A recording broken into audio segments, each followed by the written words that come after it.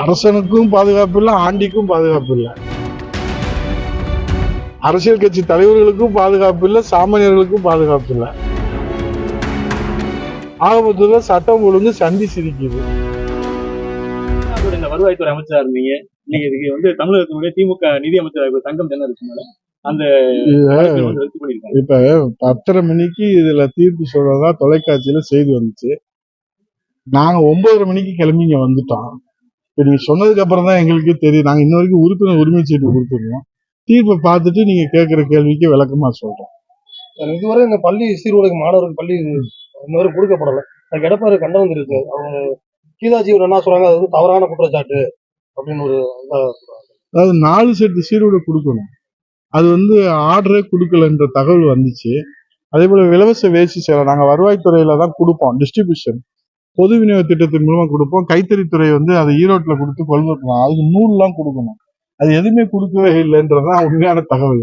அவசரத்துல என்ன செய்யறாங்கன்னா, குஜராத் போன்ற சூரத் போன்ற மாநிலங்களை கொள்முதல் செய்து அந்த சேலையை கொடுத்துட்றாங்க. ஸோ அதை தான் கண்டிச்சு பொதுச்செயலாளர் சொல்லியிருக்கிறாரு.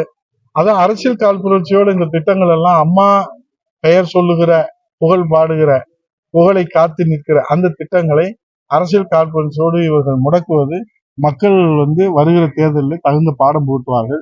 இலவச வேஷ்டி சேலை இது வந்து தொழிலாளர்களுக்கு வேலை வாய்ப்பு கொடுப்பதற்கும், ஏழைகளுக்கு இத பொங்கல் திருநாளிலே அதை கொடுப்பதற்காக இந்த திட்டம் வந்தது.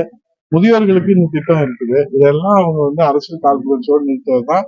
சொல்றக்கூடிய கருத்து என்னன்னா, இதுல உண்மை இல்லைன்னு சொல்லுவாங்க. தமிழக காவல் நிலையத்துல பெட்ரோல் பங்க் வீசக்கூடிய சேலத்துல எடப்பாடி காவல் நிலையத்துல நம்முடைய பொதுச் செயலாளர் அவர்கள் நேற்று கண்டனம் தெரிவிச்சிருக்கிறாங்க. அதான் சொல்றேன், அரசனுக்கும் பாதுகாப்பு இல்லை, ஆண்டிக்கும் பாதுகாப்பு இல்லை, அரசியல் கட்சி தலைவர்களுக்கும் பாதுகாப்பு இல்லை, சாமானியர்களுக்கும் பாதுகாப்பு இல்லை. ஆகமத்துல சட்டம் ஒழுங்கு சந்தி சிரிக்குது. இதை நாங்க சொன்னா நீங்க போட மாட்டீங்க. இருந்தாலும் நாங்க போடாட்டினாலும் நாங்க சொல்லிட்டே தான் இருப்போம். ஏன்னா மக்கள் அதுதானே சொல்றாங்க. அதனால சட்டம் ஒழுங்கு கேள்விக்குறியா இருக்குது. இது உள்துறை கையில வைத்திருக்க. நீங்க உள்துறை செயலாளர் அமுதா ஐஏஎஸ் மாத்தி என்ன செய்ய போறீங்க? நீங்க சரியா இருந்தா உள்துறை செயலாளர் சரியா இருப்பாரு.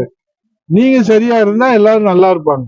உள்துறை செயலாளரை மாத்திர நீங்க ஏன் டிஜிபியை மாத்தல? செயலாளர் மாத்திர நீங்க ஏன் டிஜிபியை மாத்தல?